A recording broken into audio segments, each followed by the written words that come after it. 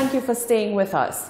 The idea of placing a housing development at Mount Pleasant may be a ticklish discussion for the Executive Director of the Folk Research Center, Hilary LaForce, who is of the opinion that the negative impact of the development far outweighs that of convenient housing. Solange Alfred reports. A fire on March 25, 2018, gutted the Folk Research Center, which was located at Mount Pleasant. Since then, the center has been temporarily housed at the Valmonte building in Barnard Hill until it can re-establish itself to the place it considers home.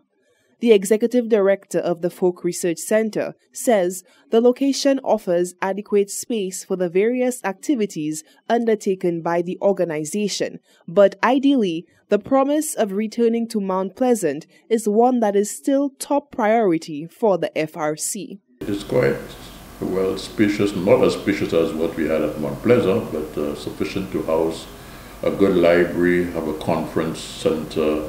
As you know, as part of our programs, we also do teaching of various cultural activities, including the Creole language, the preparation of food, dance, and so on.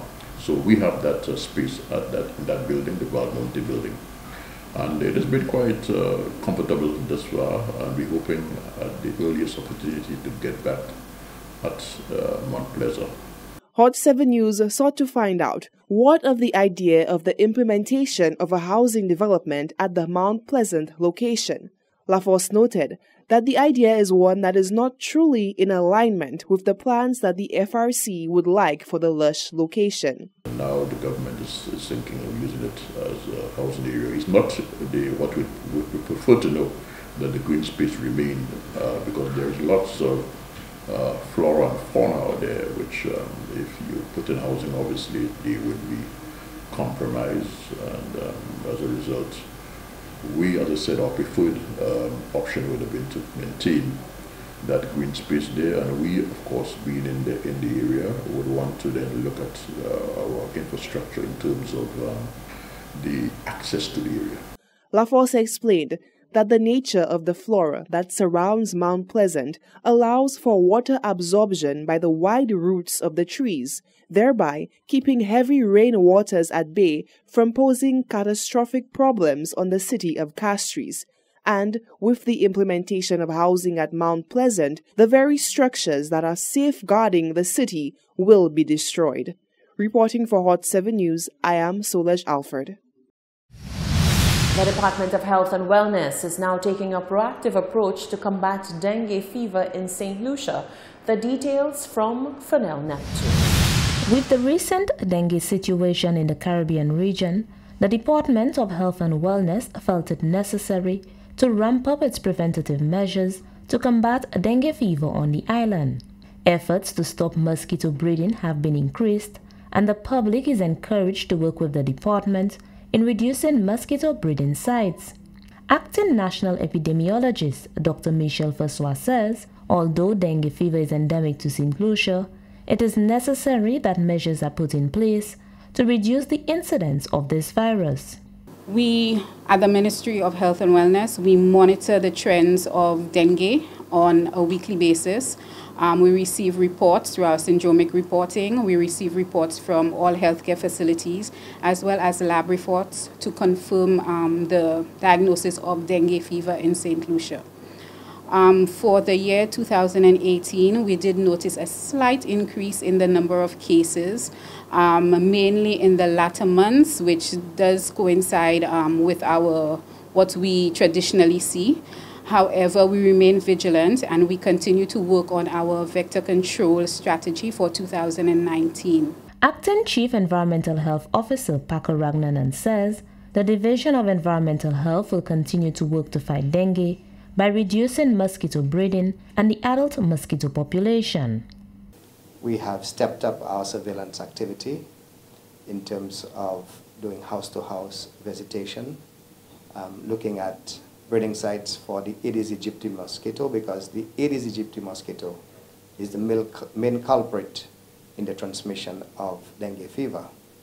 And therefore, we have stepped up our surveillance. We've also increased our treatment for the larvae. It is the intention of the organization from early February to look at our adult mosquito population. And as part of that effort, we are going to intensify the fogging operations throughout the island, because fogging is really a rapid knockdown of the adult population of the mosquito. Ragnanan also highlighted that the Division of Environmental Health will strengthen its community and educational programs as to sensitize St. Lucians about eliminating mosquito breeding sites. Reporting from the Communications Unit of the Ministry of Health and Wellness, I am Fennel Neptune. For schools across the island, second term is synonymous with the thrill and competition of school sports.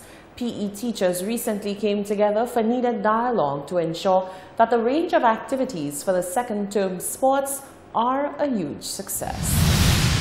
The Ministry of Youth Development and Sports has engaged district coordinators for primary schools and physical education teachers at secondary schools on the island in preparation for school sports events to be organized by the ministry in the second school term.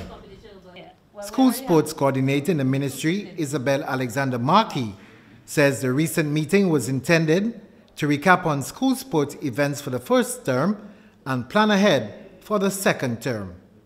The second term we have the track and field events, both for primary and secondary school, and of course table tennis for the primary schools, and under 19 cricket, Mass United Insurance, under 19 male and female volleyball, and that's it for the secondary schools in the second term.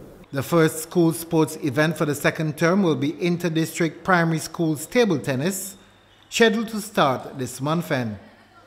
From the Ministry of Youth Development and Sports, I'm Ryan O'Brien. And talking about sports, here's Tennyson Glasgow with the sports news.